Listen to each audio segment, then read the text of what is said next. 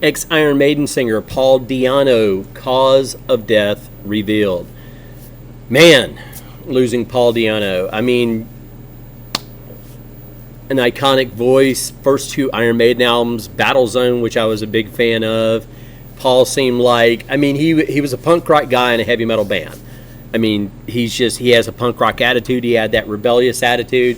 I love his interview on the 12 Wasted Years VHS, where he's just got, honestly, he's Iron Maiden's Bon Scott. He's just a rock and roller, ready to, just let loose.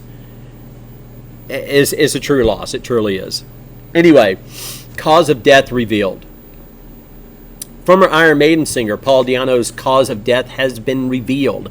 Di'Anno, whose real name was Paul Andrews, passed away on October 21st at his home in Salisbury at the age of 66. Earlier today, Monday, November 11th, the following message was posted on Paul's social media. Quote, "Dear fans and friends, we have received permission from Paul's family to bring you the news of Paul's cause of death after the results of the autopsy have been received. His sisters Cheryl and Michelle confirmed the following. Basically, he had a tear in the sac around the heart and blood has filled inside it from the main aorta artery, and that has caused the heart to stop. Paul's death was instantaneous and hopefully painless. May he rest in peace."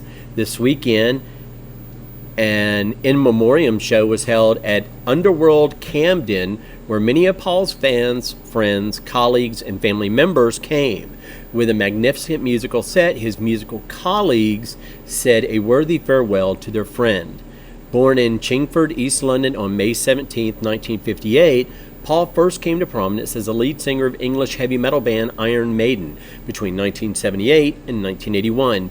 He sang on their groundbreaking debut, Iron Maiden, and the influential follow-up release, Killers. Since leaving Iron Maiden, Paul Di'Anno had a very long and eventful recording career with Battle Zone and Killers, as well as numerous solo releases and guest appearances. Despite being troubled by severe health issues in recent years that restricted him to performing in a wheelchair, Paul continued to entertain his fans around the world, racking up well over 100 shows since 2023. His first career retrospective album, The Book of the Beast, was released in September 2024 and featured highlights of his recordings since leaving Iron Maiden. In December 2022, Di'Anno spent time in Split, Croatia, recording an album with his new project called Warhorse. The band was formed earlier that year by Di'Anno and two guitarist authors, Madaraka, and the other one's last name is Pupakic. You can read. The resulting LP was made available in July 2024 under the Paul Di'Anno's Warhorse banner. Warhorse previously recorded 3 songs, 2 of which, Stop the War and The Doubt Within, were released in May 2022 as a special DVD single, along with Paul's video message to all fans who bought the single and thus helped raise funds for his knee operation.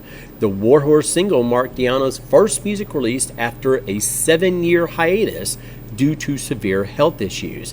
Di'Anno, who finally underwent knee surgery in September 2022, played the first show since the operation on October 1st, 2022 at the Keep It True Rising Festival 2 in Würzburg, Germany.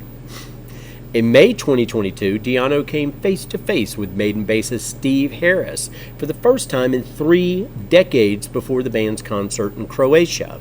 Also in May 2022, Paul played his first full solo concert in 7 years at the Bikers Beer Factory in Zagreb. The show was filmed and parts of it will be included in the upcoming Di'Anno documentary, which is being helmed by Wes Orszowski and co-director and producer of the acclaimed 2010 film Lemmy, about the Motorhead icon, in 2015's The Damned, Don't You Wish That You Were Dead, about punk rock legends, The Damned. Man, what a loss. Sincerely, what a loss.